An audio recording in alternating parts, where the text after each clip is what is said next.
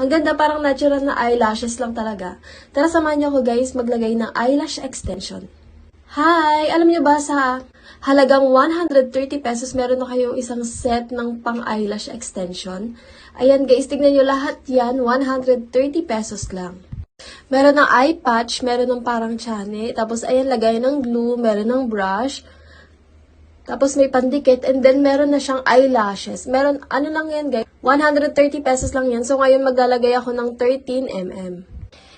And guys, dito nyo lang po pala siya kukunin sa ilalim para po hindi masira yung eyelashes. And bago po kayo magganyan, magka-curl lash po muna kayo para pantay yung ilalagay niyo yung eyelashes and para mabilis siyang ikabit. Isawsaw nyo lang yan guys. Tapos, ipapahid nyo lang po dyan sa eyelashes ninyo. And pag natuyo guys, ayan, iiwan nyo lang siya ng napakabilis. Kahit first time mo lang, kahit manipis yung pilik mata mo, kayang-kaya mong maglagay ng ganyan. Ako guys, sobrang sanay na ako.